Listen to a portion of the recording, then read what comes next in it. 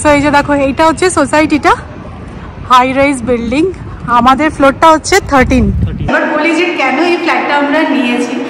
ভিউটা অসাধারণ, মানে সন্ধ্যেবেলাও এসেছি একবার, দারুণ ভিউ। কখনো কখনো দেখবে এরকমটা হয় না, যে একটু কিছু ভালো খেতে ইচ্ছা করছে কিন্তু বেশি খাটতে ইচ্ছা করছে না, সেই সব দিনের জন্য এই রেসিপিটা একদম appropriate. Good morning SS family, welcome back to the channel. আজকে আমরা তিনজনই লেট করে ঘুম থেকে উঠেছি। তোজো হচ্ছে আমাদের অ্যালার্ম ক্লক, ও 7টা সাড়ে 7টার মধ্যে ঘুম থেকে উঠলে আমরা উঠে পড়ি, বাট উনি যদি ঘুমিয়ে যান তাহলে আমরাও ঘুমিয়ে পড়ি। তো এখন বেজে গেছে প্রায় 9:30। কিছুক্ষণ আগে আমাদের চা খাওয়া হলো, তোজোরও ব্রেকফাস্ট ডান। সো লাস্ট ব্লগটা যেখানে এন্ড করেছিলাম, নিশ্চয়ই তোমরাও ভাবছো যে কি হয়েছে। সো আমরা তো একটা ফ্ল্যাট নিয়েছি, তো তার ব্যাপারে আজকের ব্লগের ডিটেলসে তোমাদের সাথে শেয়ার করব। ও বাড়ি যাওয়ারও আছে, তো একটু সবুর করো, এই ব্লগে সবটা জানতে পারবে। যা গরম পড়েছে, বাড়িতে দই পেতেছিলাম, তো কালকে রাত্রিবেলা পেতেছি, আর এখন দেখো সকালে কি সুন্দর জমে গেছে। তো এই গরমকালে এই টক দইটা খাওয়া সত্যিই খুব ভালো, তোজোকেও দেবো। আর এই কার্ড মেকারটা এত ভালো না, এখন তো ধরো গরম, এমনি দই ভালো বসবে, বাট এখানে তো সারা বছর অতটা গরম থাকে না, মানে বর্ষাকালে ধরো ঠান্ডা ঠান্ডা ওয়েদার, সেই সময় আমি দেখেছি কার্ড মেকারটা খুব ভালো কাজে দেয়, সুন্দর দই বসে। এখন একটু ফ্রিজে রেখে দিই।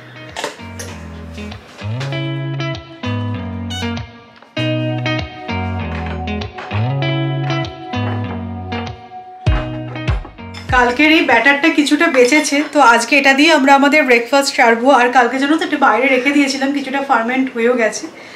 তো চলো এটাই বানিয়ে নেওয়া যাক।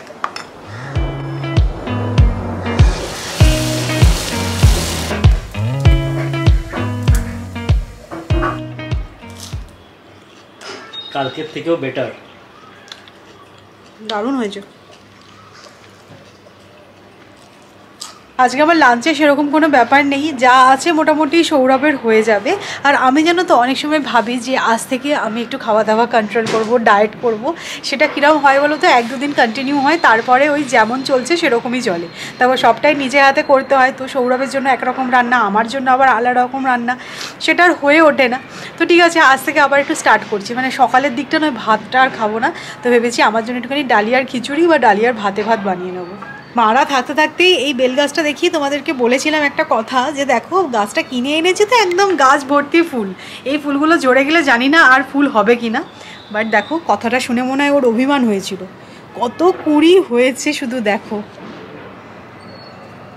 জানি না কী কারণে, এখন তো খুব বেশি আমি মেনটেন করতে পারি না গাছ, বাট সামার মানে ভালোই হয়ে যায় আমার বাড়িতে গাছগুলো। তো দেখো এই গাছটাতেও খুব সুন্দর কুঁড়ি বেরিয়েছে, এটা ওই চায়না টগর। আর আমার টগর গাছটাও একদম ঝিমিয়ে পড়েছিল, তো ওই সাইডে ছিল টগর গাছটা, তো একটু দিক পরিবর্তন করতে দেখলাম টগর গাছটাও খুব ভালো হয়ে গেল। এখন নতুন পাতা বেরিয়েছে, আর বেশ কিছুদিন ধরে ফুলও দিল, তো আবার হবে ফুল। আর এই গাছটাও দারুণ হয়েছে, দেখো কুড়িও হয়েছে কত। তবে তুলসী গাছটায় দেখো প্রচুর মঞ্জরি হয়েছে, তো এগুলো কেটে দিচ্ছি, তাহলে ভালো গ্রোথ হবে।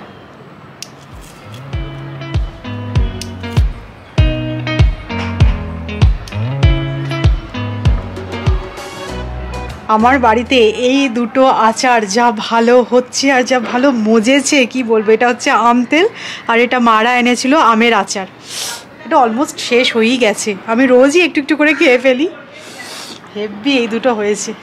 তোমরা সবাই এটা নোটিস করেছিলে যে পুরো রাজস্থান ট্রিপে তোজোকে ক্যারি করার জন্য কিন্তু আমরা এই ক্যারিয়ার ব্যাগটা ইউজ করেছিলাম। আর এটা এত ভালো আর এতটাই কনভিনিয়েন্ট, তোমরা অনেকেই জিজ্ঞাসা করেছিলে যে সৌমি এটা কোথা থেকে নিয়েছো বা একটু ডিটেলসটা শেয়ার করে দিও।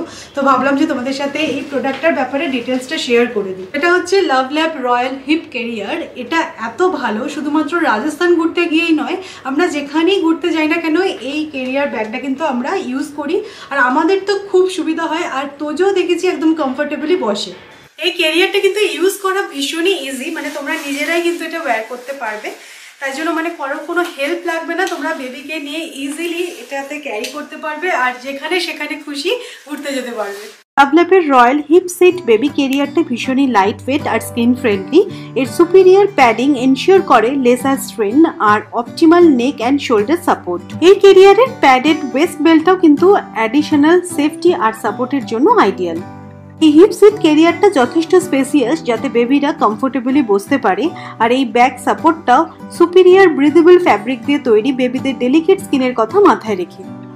রয়্যাল ক্যারিয়ারের ওয়েস্ট বেল্টে আছে একটা পকেট, যেখানে এসেনশিয়াল জিনিসও ক্যারি করতে পারবে। এই ক্যারিয়ারটাতে দুটো ভাবে কিন্তু বেবিকে ক্যারি করতে পারবে, মানে ফেসিং আউটওয়ার্ড, যখন বেবি বাইরের এনভায়রনমেন্ট এনজয় করতে পারবে, অথবা ইনওয়ার্ড ফেসিংয়েও কিন্তু বেবিকে নিতে পারবে।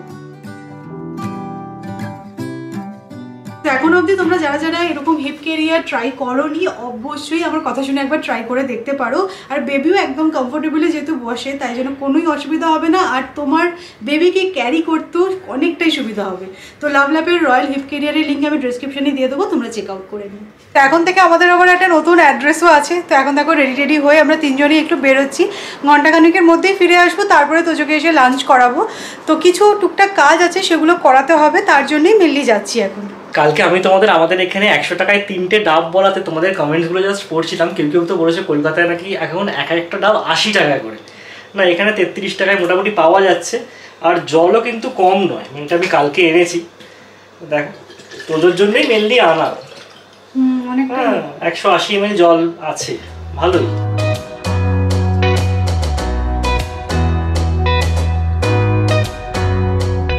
সো এই যে দেখো, এইটা হচ্ছে সোসাইটিটা, হাই রাইজ বিল্ডিং। আমাদের ফ্লোরটা হচ্ছে 13।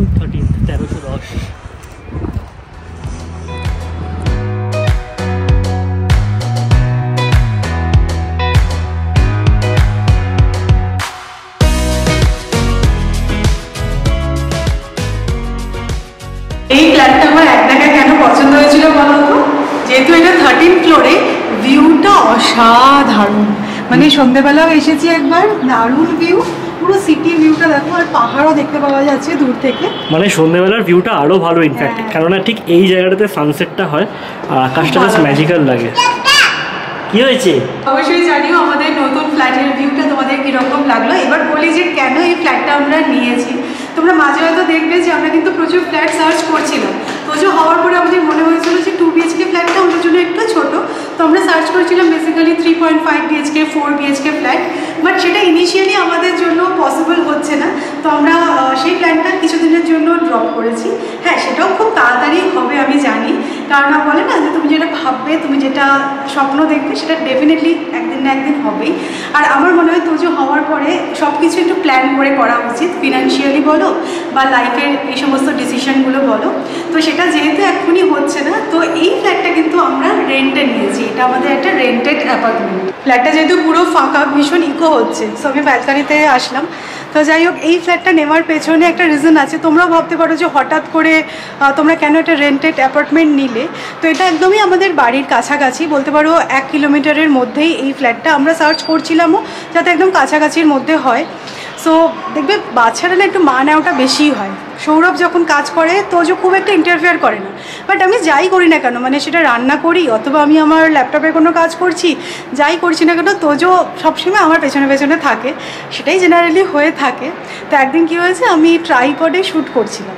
তো ট্রাইপডটা এরকম লম্বা করে মানে সেট করেছি আর দাঁড়িয়ে কথাটা বলছি, আর ও তো বুঝতে পারেনি, দৌড়ে আসতে গিয়ে ট্রাইপডটা পড়ে যায় আর আমার ক্যামেরাটা ভেঙে যায়। সো এই ইনসিডেন্টটা ঘটার পরে আমার না একটা জিনিস কোথাও গিয়ে মনে হলো যে এত বছর ধরে প্যাশনেটলি আমি যে কাজটা করছি, সেই কাজটার প্রতি আমার আরও একটু সিরিয়াস হওয়া দরকার। দেখো, ডেস্ক জব হলে না ব্যাপারটা অন্যরকম হয়, একটা জায়গায় বসে তোমার কাজটা হয়ে যায়, বাট আমার যেই কাজটা সেটা কিন্তু একটুখানি ঘুরে ঘুরে করতে হবে, বা ধরো একটা সেট আপ রেডি করা, সেই সমস্ত এক্ষুনি আমার ওই 2 BHK ফ্ল্যাটটাতে করা পসিবল হচ্ছে না তোজোর জন্য।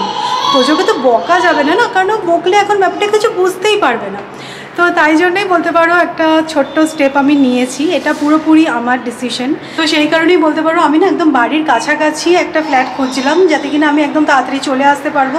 দুপুরবেলা ধরো তোজোকে খাইয়ে দাইয়েও ঘুমিয়ে যায়, তো সেই সময়টা যদি আমি চলে আসি তাহলে আমি এখানে এসে আমার কাজটা করতে পারবো।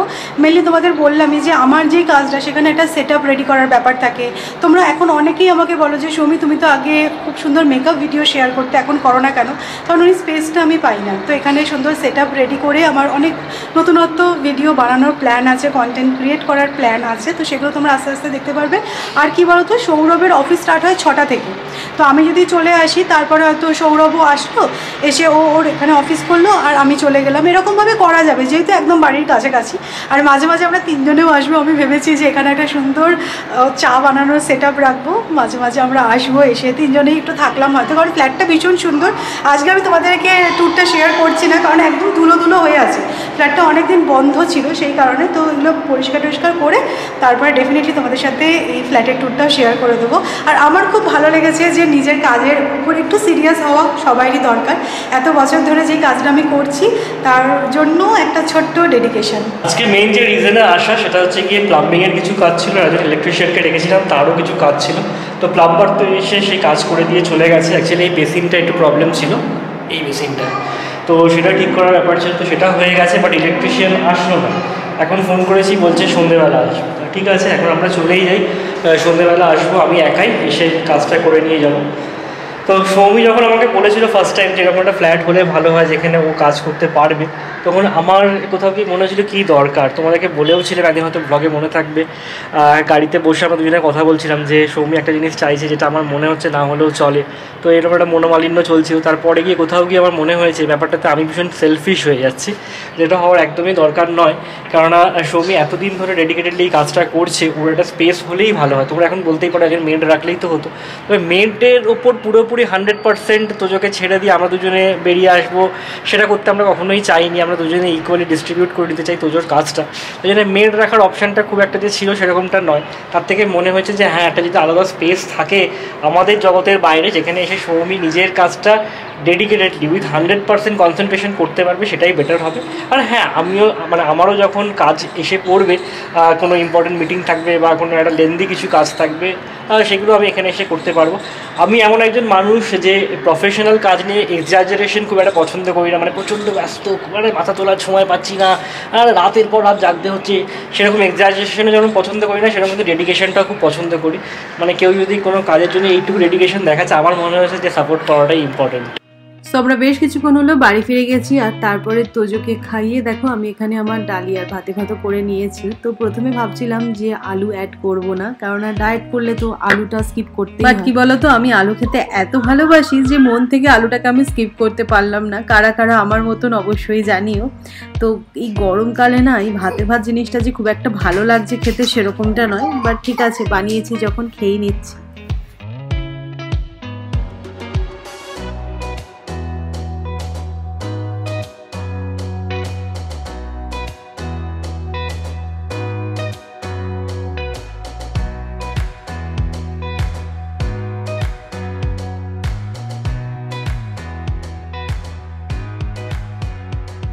সো ফাইনালি আমাদের রেন্ট এগ্রিমেন্ট হয়ে গেল। এখনই তোমরা যে দেখলে না যে ভদ্রলোক এসেছিলেন তো ছবি তোলার জন্য, বায়োমেট্রিকের জন্য, তো এখন সবটাই না অনলাইনে হচ্ছে।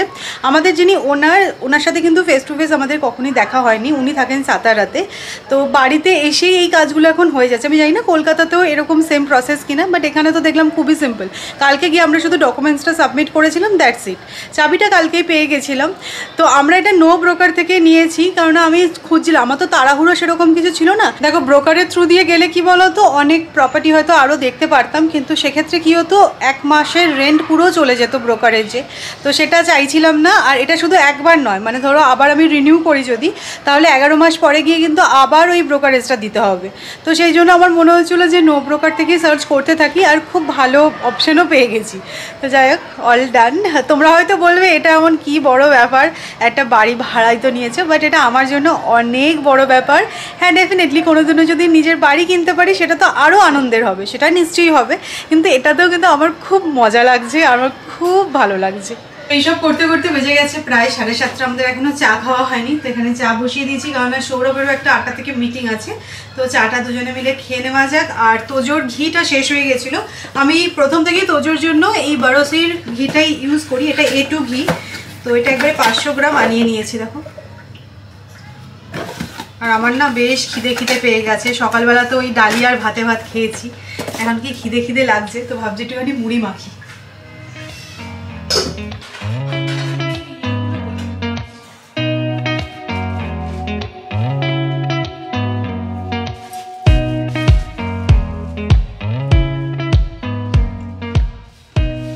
আজকে তোজোর কি হয়েছে জানি না, জেনারেলি এরকমটাও করে না, বাট আজকে হচ্ছে ও কোলে কোলে ঘুরবে, মানে আমার কোলেও নয়, সৌরভের কোলে কোলে ঘুরবে। মানে সৌরভ যদি সোফায় বসে করে ডাকছে, ডেকে মানে তুমি ওঠো, উঠে আমায় কোলে নাও, এরকম একটা ব্যাপার। তো যাই হোক, এখন সৌরভ হ্যান্ডেল করছে তোজোকে, আমি এখানে ভেজিটেবল চপ করে নিয়েছি। তো বেসিক্যালি আজকে আমি ভেবেছিলাম যে চিলি চিকেন বানাবো, কিন্তু সিম্পল প্রসেসে বানাবো, ওই সমস্ত ভাজাভাজিতে নেই, মানে পকোড়া ভেজে তারপরে চিলি চিকেন বানানো অনেক ঝামেলা। ও উইন্টারে হয় ঠিক আছে, এই গরমে বেশিক্ষণ কিচেনে টাইম স্পেন্ড করা যাবে না, বাট একটা টুইস্ট দেবো, সেটা কি তোমাদেরকে দেখাবো ডেফিনেটলি।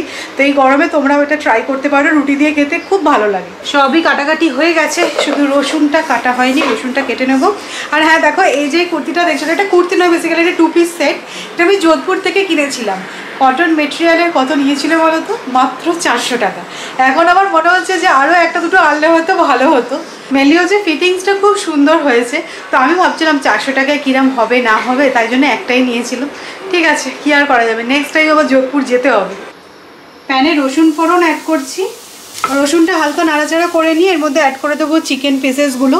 তো এরকম ছোটো ছোটো পিসেসে কাট করেছি, আর ম্যারিনেট করেছি বলতে নুন, গোলমরিচ, ভিনিগার আর অল্প একটু সয়া সস দিই।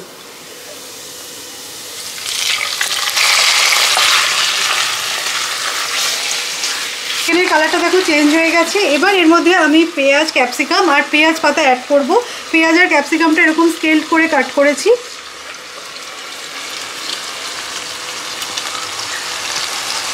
এটা কিন্তু একেবারেই ফাঁকিবাজি চিলি চিকেন, বাট খুব টেস্টি হয়।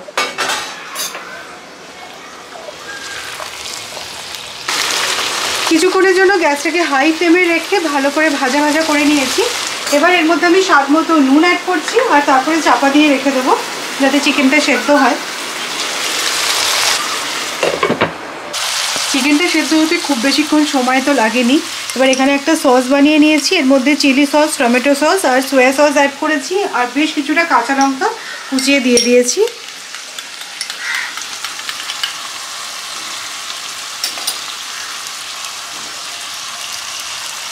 আর একটু গোলমরিচ গুঁড়ো অ্যাড করে দিচ্ছি।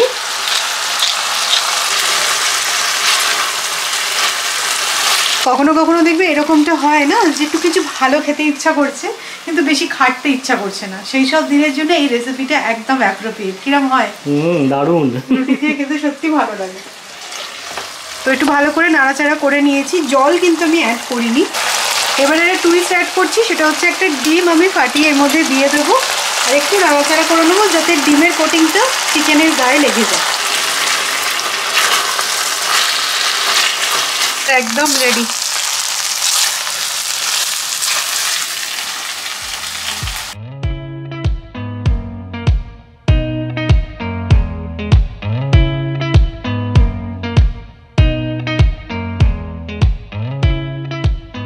জিনিসটা দেখতে তো খুব ভালো হয়েছে, আর আমি ডেফিনেটলি জানি খেতেও ভালো হবে। চিকেনটাও সফট আছেই, দারুণ। তবে তুমি এই ইজি চিলি চিকেন না বলে একটা ভালো নাম দিতে পারো এই রেসিপিটা, তাই না? তবে এটা চিকেন ছাড়াও কিন্তু তোমরা সয়াবিন দিয়েও করতে পারো। আর কিছু বললো না সৌরভ, মানে চিকেনের বদলে কিছু জাস্ট হবে না, ট্রাই করো না, বেকার পন্ডশ্রম হবে। আমিও আমার ডিনারটা নিয়ে নিই। চলো আজকের মতো ব্লগটা এখানেই এন্ড করছি। যদি তোমাদের ভালো লাগে তাহলে অবশ্যই করে লাইক করো, শেয়ার করো, আর প্লিজ চ্যানেলটা সাবস্ক্রাইব করো। তো দেখা যাক কীভাবে আমি আমার নতুন ফ্ল্যাটটাকে সাজাই, সব কিছু তোমাদের সাথে শেয়ার করব। তো চলো, টাটা, গুড নাইট।